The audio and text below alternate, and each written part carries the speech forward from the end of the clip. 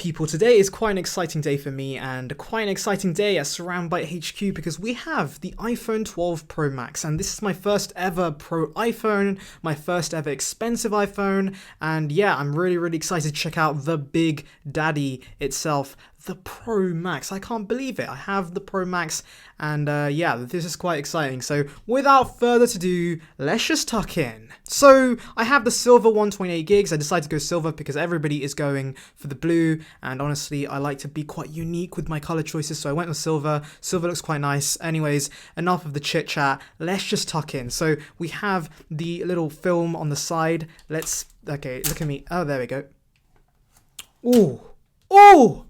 That is such a satisfying piece of film. Boom, we'll leave it there. Let's unbox this boy. Here it is. Oh my god. That is an absolutely sexy phone. I am speechless because that is an absolutely gorgeous phone. Let's just take it out. Obviously, it will get fingerprints, and honestly, at this point, I don't really care. Oh, it's soft to the touch. Well, there's marks all over the stainless steel, which is a bit disappointing, but hopefully there aren't any scratches on it. It's so cold, but I like it. It's cold to the touch. That back as well. That matte finish. Okay, this is nice. This is so nice. Anyways, let me put the phone to one side because we do have some stuff to check out in the box. We have a lightning to USB Type-C cable. Obviously, I won't be using this cable because I have plenty of lightning cables, but if you are looking for a plug, I recommend you buy the Apple 20-watt charger, or if not, you can just find one on Amazon for super cheap. It should be pretty accessible. We also have one more exciting thing in the box, the Apple sticker, people. I honestly don't understand why Apple keeps including this. Like, I've never used an Apple sticker, so yeah.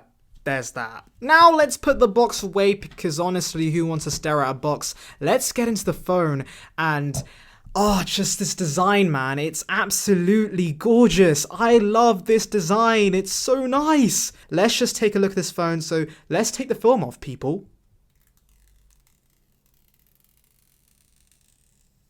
Oh! That was nice. Okay, I love this. This is absolutely great. I feel like the size is actually not too bad at all. I really like the size. I think it's perfect for me. I love bigger phones, so this is absolutely amazing. And honestly, I do like the chrome finish on the sides. Now, I know a lot of people don't like the silver look, like it looks too chromey and cheap for them, but honestly, I love how it looks, and oh my god, I'm just in love. I love this design. It's so good. I would honestly pay the extra for the design. Like, I understand why people go pro now because this design is absolutely gorgeous. Right, people, so you're probably fed up with me repeatedly calling this phone gorgeous and beautiful and sexy and all kinds of nice words. So let's get into the first impressions. And of course, I've got to briefly touch on the design because it's absolutely amazing, people. The flat edges, the matte frosted back, the color, everything about it exudes premiumness, and Apple's just nailed it this year. Like, I just feel like this design is perfect in my opinion. Actually, I take that back. There is an issue, and that is the heft. The heft is pretty crazy. This phone is incredibly heavy and I can feel my hand getting strained from holding this phone. So definitely make sure you're comfortable with the heft before buying this phone. Oh, also, this phone is a fingerprint magnet. Okay, there is no point trying to clean this endlessly, trying to get rid of those fingerprints.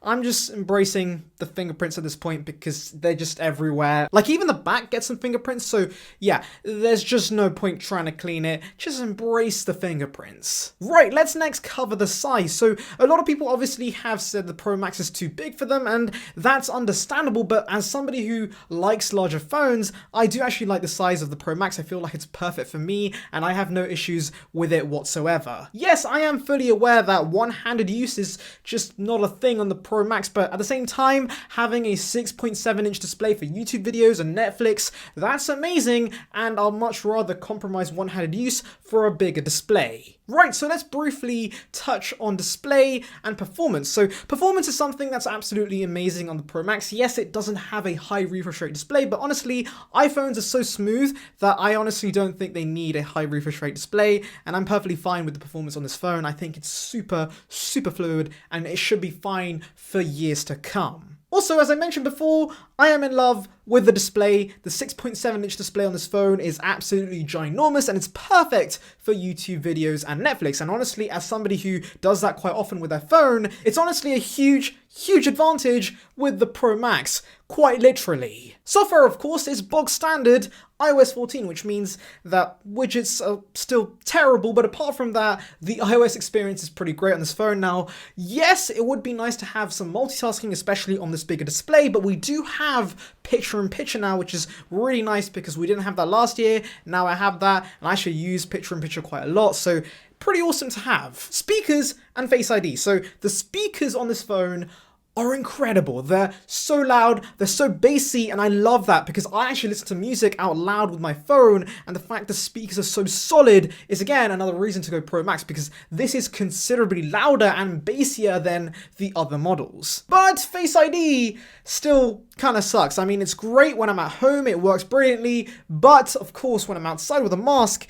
it doesn't work so brilliantly. And honestly, it would have made so much sense for Apple to give us a Touch ID scanner on the side like they have on the iPad Air. I think that would have been perfect for this year's iPhone, but I guess we have to wait till next year. Right, so now let's delve into the cameras. So Apple claims the Pro Max has quite a few upgrades over the Pro, such as sensor shift, stabilization, and 48% larger sensor, but I can tell you for a fact you probably won't notice that much of a difference. Like, I did some brief testing outside, and yeah, it's pretty similar to the 12 and 12 Pro, so if you're looking to get the Max for the camera upgrades, I suggest you don't, because you're not going to notice that much of a difference. Now yes, I am aware that the larger sensor will come into play when you're doing night mode photography, and unfortunately I can't test it right now because obviously it's not dark enough outside, but when I can, I will give it a test and see if there are any large improvements, but so far the camera is alright, but it's definitely nothing revolutionary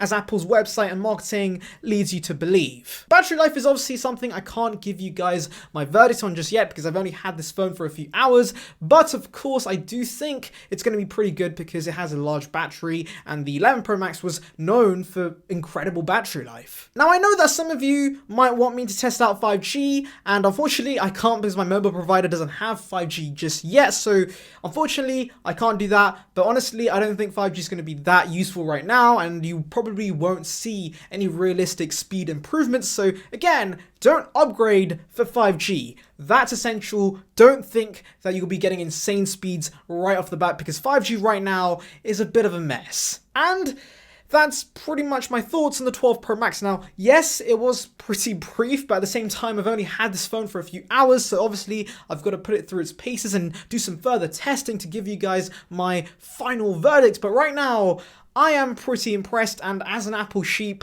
I am in love. This phone is amazing. But tell me in the comments, people, are you picking up a new iPhone this year? Are you interested in the Mini? Are you interested in the Pro Max? Or are you going for the 12 and 12 Pro? Tell me all about it down below. Also, feel free to leave any questions about the 12 Pro Max and the iPhone 12 series as a whole, and I'll try my best to answer your questions. And on that note, I'm going to end it here. Thank you for watching. Make sure to like and subscribe, click that bell notification, and I'll catch you in the next one. See ya, peeps.